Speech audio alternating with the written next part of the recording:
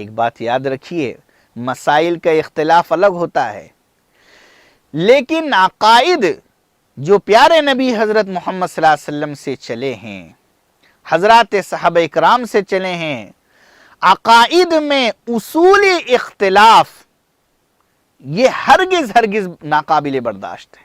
اس سے اسلام باقی نہیں رہتا۔ یہ اسلام کا بنیادی عقیدہ ہے کہ محمد صلی اللہ علیہ وسلم آخری نبی ہے۔ قرآن پاک نے واضح کر دیا، احادیث مبارکہ میں آپ صلی اللہ علیہ وسلم نے واضح کر دیا، اور تمام صحابہ اکرام کا اس پر اتفاق تھا، اس میں کسی قسم کی کوئی گنجائش نہیں۔ یہ ایسا عقیدہ ہے اور ایسا اصولی مسئلہ ہے جس میں ذرہ برابر اختلاف کی گنجائش نہیں۔ چنانچہ حضرات صحابہ اکرام رضی اللہ عنہم اجمعین کے دور مبارک میں آپ صلی اللہ علیہ وسلم کی وفات کے بعد حضرت ابوبکر صدیق رضی اللہ تعالیٰ عنہ کا جب دور مبارک شروع ہوا، اس وقت میں ایک شخص جس کو لوگ جانتے ہیں مسیلمہ کذاب، جو اس وقت نبوت کا دعویٰ کر رہا تھا، تمام صحابہ اکرام رضی اللہ عنہ اجمعین نے اس بات پر اجماع کیا، اتفاق کیا کہ اس کا علاج صرف اور صرف اس کو قتل کر دینا ہے۔ کسی نے اس کے حق میں حبہ برابر، ذرہ برابر بھی نرم گوشہ اختیار نہیں کیا۔ سب نے اتفاق کیا، اور حضرت خالد ابن الولید رضی اللہ عنہ کا قافلہ روانہ کیا گیا، ان کی فوج روانہ کی گئی، اور آپ نے جا کر جو حضرات صحابہ اکرام کے ایک بڑے لشکر کو لے جا کر اس کو اور اس کے ماننے والوں کو بڑی تعداد کے اندر قتل کر دیا۔ اس مسئلے میں ذرا بھی گنجائش نہیں کہ کوئی آپ صلی اللہ علیہ وسلم کے بعد کسی کے متعلق یہ تصور بھی کرے کہ وہ نبی ہے۔ حضرات صحابہ کرام رضی اللہ اجمعین نے ایسے شخص کو سب سے پہلے اجماع کر قتل کر دیا، اس میں کوئی گنجائش نہیں رکھی۔ خود ہمارے نبی حضرت محمد رسول اللہ صلی اللہ علیہ وسلم نے عملی طور پر اس کا علاج بتلا دیا کہ اس کی کوئی گنجائش نہیں کہ میرے بعد کسی بھی قسم کا کوئی نبوت کا دعویٰ کرے اور اس کو باقی رکھا جائے۔ آپ صلی اللہ علیہ وسلم کے دور میں یمن میں ایک شخص جس کا نام اسود عنسی ہے، اس نے نبوت کا دعویٰ کیا، آپ صلی اللہ علیہ وسلم نے حکم دیا، فیروز نامی ایک شخص نے اس کو قتل کر دیا۔ کسی بھی قسم کی کوئی گنجائش نہیں۔ اور امت مسلمہ میں ہمیشہ سے یہ مسلمہ عقیدہ چلا رہا ہے کہ حضرت محمد رسول اللہ صلی اللہ علیہ وسلم آخری نبی ہے، اللہ تعالیٰ نے آپ کو خاتم النبیین بنایا، آپ کے بعد کسی بھی قسم کی کسی نبوت کی گنجائش نہیں۔ تھوڑی دیر کے لیے اب ہم غور کرتے ہیں۔ غور کرنے کے بعد ہم یہ غور کریں کہ ختم نبوت یہ نعمت ہے یا نعمت نہیں ہے؟ آپ صلی اللہ علیہ وسلم پر نبوت کو ختم کر دیا جانا اور آپ صلی اللہ علیہ وسلم کو خاتم النبیین بنانا نعمت ہے یا نہیں نعمت؟ قرآن پاک سے اگر ہم یہ پوچھے تو قرآن پاک کہتا ہے یہ نعمت ہے۔ دین و شریعت کو ہم نے اب مکمل طور پر اتار دیا، اور جس دن یہ آیت کریمہ اتاری وہ 2 عیدوں والا دن تھا۔ فرمایا الیوم اکملت لکم دینکم، اب دین مکمل دین ہو گیا، اب ضرورت ہی باقی نہیں رہی۔ وَأَتْمَمْتُ عَلَيْكُمْ نِعْمَتِي، میں نے نعمت کو مکمل کر دیا۔ جب دین مکمل ہو گیا اب نبوت کی ضرورت ہی باقی نہیں رہی۔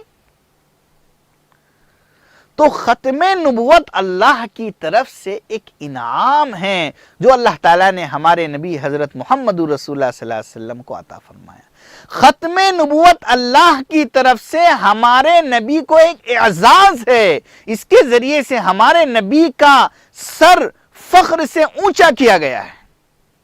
چنانچہ بخاری شریف کی روایت ہے کہ آپ صلی اللہ علیہ وسلم نے فرمایا کہ اللہ نے مجھے سارے انبیاء پر 6 باتوں کے ذریعے سے فضیلت عطا فرمائی، اور فرمایا ان میں سے کہ وَخُتِمَ بِي النَّبِيُّونَ، اللہ نے میرے ذریعے سے سلسلے نبوت ختم فرما کر مجھے خاتم الانبیاء بنا کر اللہ تعالیٰ نے مجھے فخر اور اعزاز عطا فرمایا ہے۔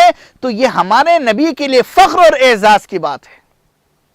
لہٰذا کوئی شخص آپ کے بعد اگر یہ دعویٰ کرتا ہے تو العیاذ باللہ وہ ہمارے نبی حضرت محمد رسول اللہ صلی اللہ علیہ وسلم کی اس عصمت ختم نبوت کو تار تار کرنا چاہتا ہے، اس پر دھبا اور داغ لگانا چاہتا ہے، وہ ہمارے نبی کے اعزاز کا دشمن ہے۔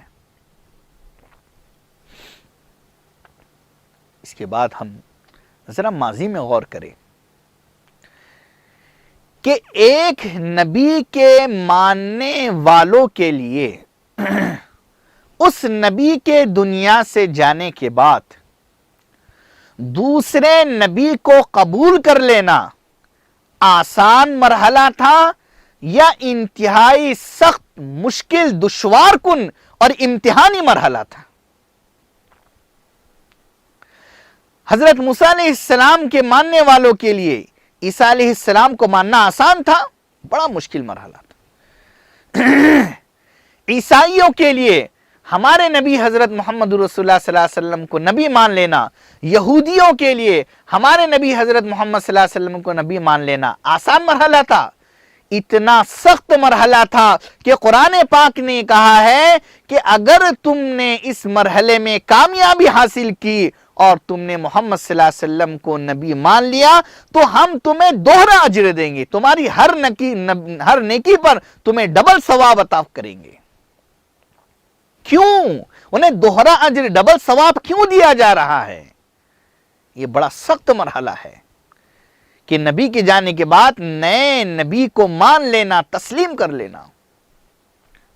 قرآن پاک نے کہا ہے 27ویں پارے کے اخیر میں، یا ایہا الذین آمنوا اتقوا اللہ وآمنوا برسولہ یؤتکم کفلین من رحمتہ۔ پھر تھوڑی دیر کے لیے ہم سوچے